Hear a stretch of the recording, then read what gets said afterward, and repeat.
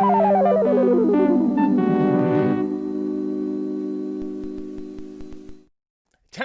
on The Good, the Bad, and the Unknown, Danny DeVito throws Mama, goes south, and gets a good rating. Roll the intro.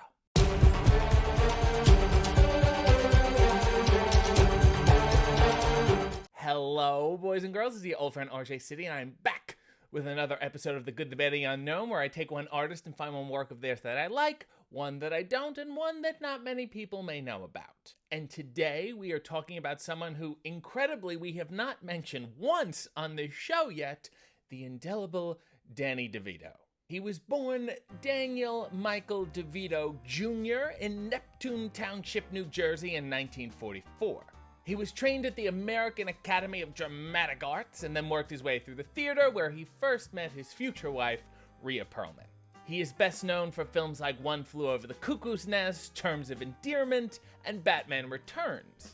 On TV, he played Louis De Palma for 5 seasons on Taxi, and more recently in It's Always Sunny in Philadelphia. But he's also produced works like Pulp Fiction, Erin Brockovich, Man on the Moon, and even Reno 911, along with directing films like The War of the Roses, Matilda, and Death to Smoochie. Which is why my pick for The Good is his first directed theatrical release, 1987's Throw Mama from the Train. It stars Billy Crystal as a frustrated writer who hates his ex-wife. Danny plays Billy's inept writing student who wants to kill Billy's ex in the hopes that Billy will in turn kill Danny's mother, played by Anne Ramsey, who you may know as another Mama, Mama Fratelli, in The Goonies. The title is taken from the Patti Page hit Mama from the Train, and the whole movie is really a black comedic homage to Hitchcock's Strangers on a Train. Originally considered for Billy Crystal's role were Bill Murray and Tom Hanks. Also considered for Danny's role were Robin Williams, Joe Pesci, and Danny's Taxi co-star Christopher Lloyd. In the film, Danny takes a cab marked Sunset Cab, which is actually a nod to Taxi, which revolved around the Sunshine Cab Company.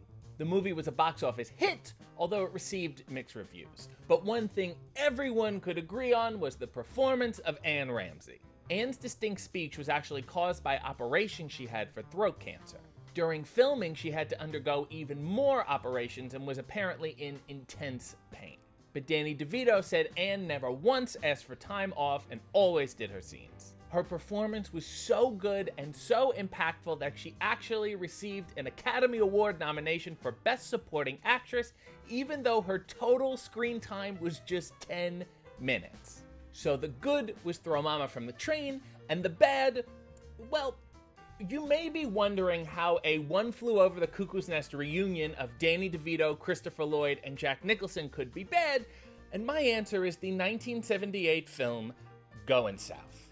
It is directed by Jack Nicholson, who also stars in the film along with Danny, Christopher, John Belushi, Ed Begley Jr., and in her feature film debut, Mary Steenburgen.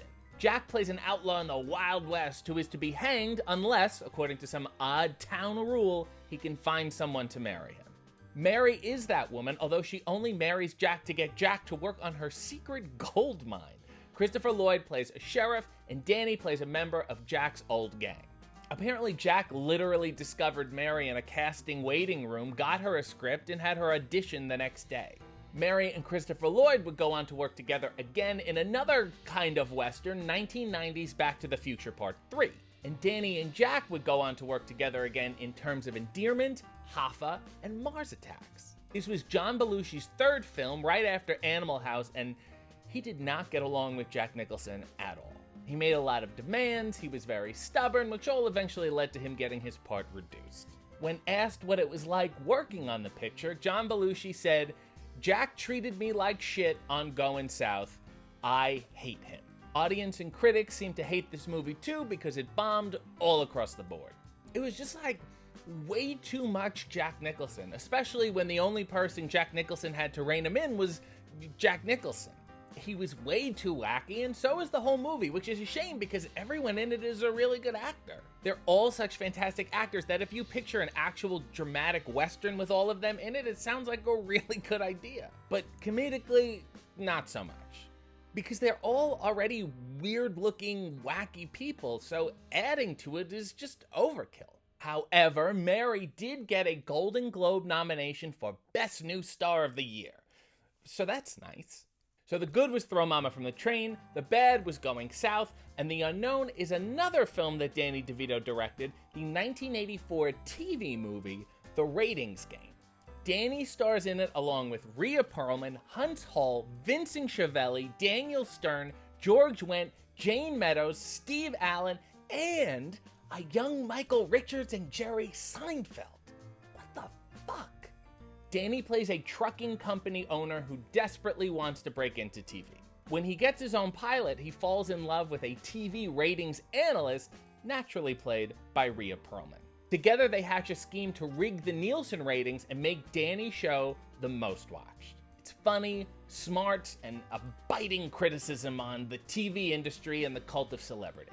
The reason it is unknown is because it was the first ever TV movie for Showtime, so it kind of gets lost in the shuffle between not being a theatrical release and coming way before streaming. It was so unknown that there was only one print of it in existence. And for the longest time after it came out, a bootleg version was widely distributed, retitled The Mogul.